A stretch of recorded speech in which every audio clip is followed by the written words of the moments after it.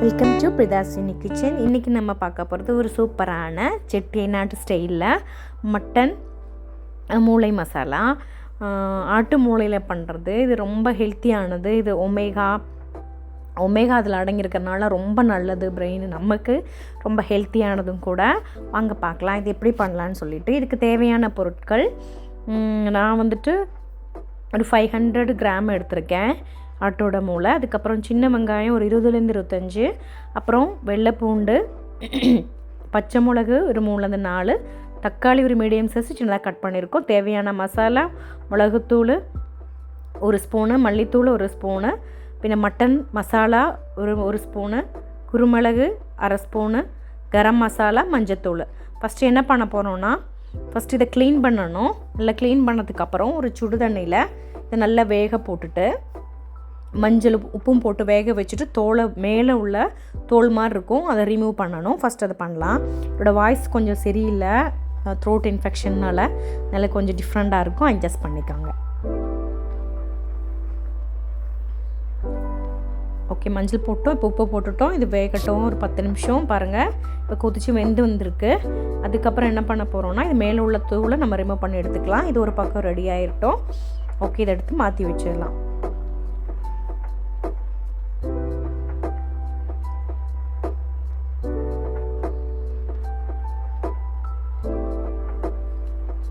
Okay, இதை மாற்றிட்டு அதுக்கப்புறம் இதை ரிமூவ் பண்ணணும், தோலை ரிமூவ் பண்ணணும். அது லைட்டாக நம்ம தோலை மேலே எடுத்தோன்னா அது வந்துடும்.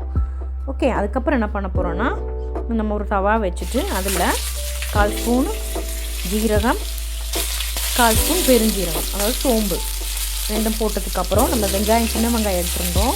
அது ஒரு 20-25 வரைக்கும் இருக்கும். அது சின்ன சின்னதாக 2ஆக கட் பண்ணிக்கலாம். கட் பண்ணிவிட்டு அதை நல்லா ஃப்ரை பண்ணணும். ஓகே, அதுக்கப்புறம் பச்சை மிளகு ஒரு 4 2ஆக கிழிக்கும், அதை ஆட் பண்ணிவிட்டு அதையும் நல்லா ஃப்ரை பண்ணுவோம். அதுக்கப்புறம் வெள்ளைப்பூண்டும் இஞ்சியும் எடுத்துருந்தோம் இல்லையா, அதை சம அளவு அரைச்சி எடுத்துக்கலாம். அது ஒரு ஸ்பூனு. இப்போ இதெல்லாம் நல்லா ஃப்ரை ஆகணும்.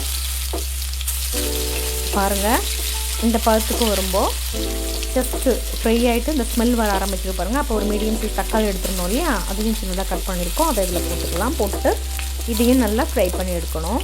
ஃப்ரை பண்ண அதை வதக்கி எடுக்கணும். பாருங்கள், இது சீக்கிரமாக நமக்கு வதங்கி கிடைக்கிறதுக்காக கொஞ்சம் உப்பு போடுறோம். அப்போ நமக்கு சீக்கிரமாக வதங்கி கிடச்சிரும். ஓகே, இதுக்கப்புறம் என்ன பண்ண போகிறோம்னா, மசாலாலாம் ஆட் பண்ணிக்கலாம். மிளகாய்த்தூள் 1 ஸ்பூன்,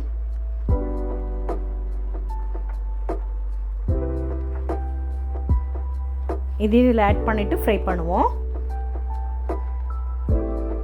ஓகே, அதுக்கப்புறம் மல்லித்தூள் 1 ஸ்பூன்,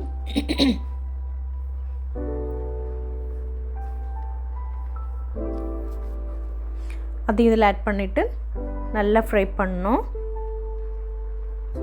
இந்த மசாலா எல்லாம் மிக்ஸ் ஆகணும் அதில்.